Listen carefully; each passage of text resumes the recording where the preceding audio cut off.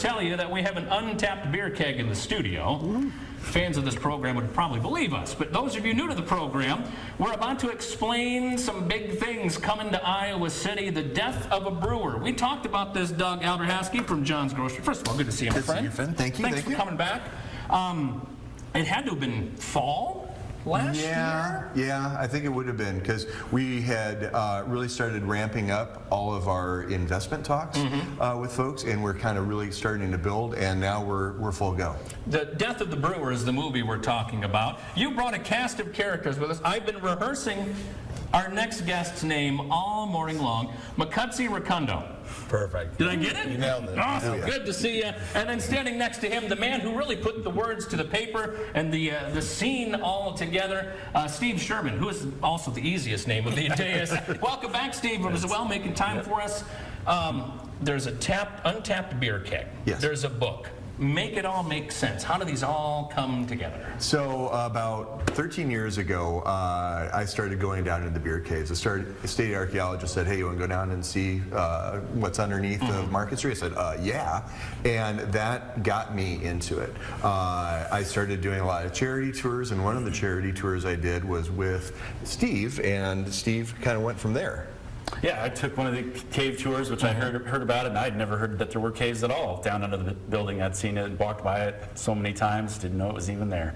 So I was super happy to take the tour, and that sparked the whole story. Well, and for folks who aren't familiar, there is a network of beer caves in Iowa City right now that you drive over top of, not even knowing. Like Steve said, not even knowing these things exist. Then you start peeling back the layers a little bit, and we get to now. Steve writes a book, and now the book is becoming a movie. Yes. And Steve was an extra in Makutsi's first film. Yeah, so I shot East and Middle West in the eastern Iowa area, and Steve was an extra, and he handed me the book. And then about a year later, I read it, and I couldn't believe this was happening in a place where I grew up. It showed a different kind of Iowa City. Wait a minute, you mean it's not all Hawkeyes and tailgating? No, exactly, right. So I was just drawn to the world, and we all partnered up and decided we were going to make a film. And always loved shooting in Iowa, and just glad to be doing it again. Well, and we mentioned too, here's some pictures. First of all, thanks for sending a bunch of pictures over. There's one of the caves right there. Yeah. Now that's real life. That is, you're just using that to show, hey, how much was able to be stored there. These are real live photos from Iowa City back in the late 1800s and now. Yes, and that's the thing, that there's so much history that nobody knows about. And succinctly, in 1884, we had the second of 4 prohibitions come to Johnson County. There were 3 breweries right along Market Street, and the brewers, like one of the brewers had just put his entire life savings into buying the brewery from his wife's parents' estate. And is told, you can't sell anymore. And he said, no way. And so he kept selling out the back door, and the other 2 brewers followed suit.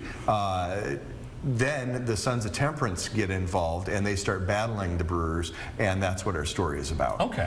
And the local prosecutor gets actually tarred and feathered 2 of the key witnesses. It's a feel-good movie. It is. Well, it's all based on a true story, but 2 of the brothers that were Sons of Temperance, they were going to be the key witnesses for the prosecution. They almost get hung. And you think you get in trouble for this, but one of the brewers, his last name was Englert, J.J. Englert. He is the father of the guy that started the Englert Theater downtown. He was actually on the city council of Iowa City and eventually elected to be Johnson County Sheriff. So in 1884 in Iowa City, you could almost kill 3 guys and still become sheriff. And still get away with it. Yes. So, and again, these are so many pictures from just some pre-production stuff. And tell me what happens now, because you've got some big dates coming up. Maybe Makutsi takes over here with some of this stuff. Yeah, so we're kind of getting through pre-production, which took a little bit of time, just nailing down the locations and getting all the crew associated with the places we're going to be filming.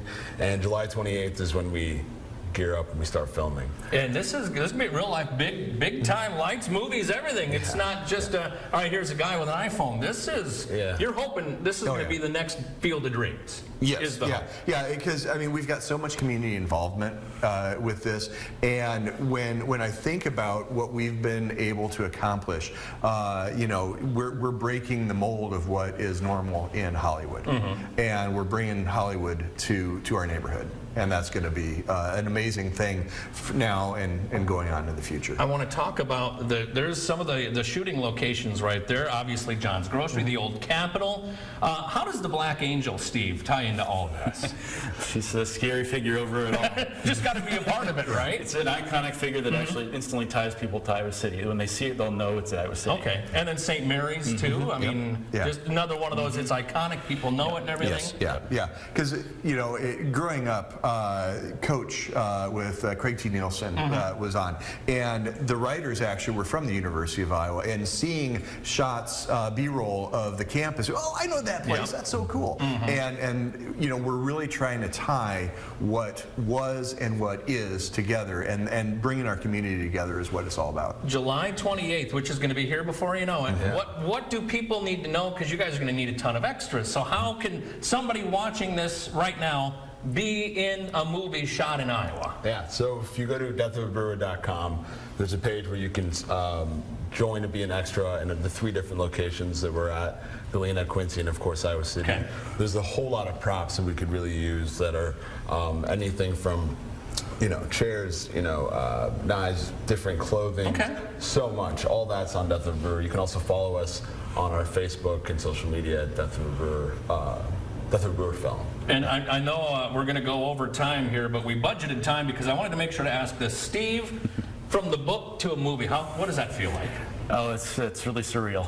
It's awesome. It's just watching characters that seemingly were just in my head coming to the screen. It's going to be amazing. Deathofabrewer.com is the place to go. You guys stick around. We're going to wrap the show in here.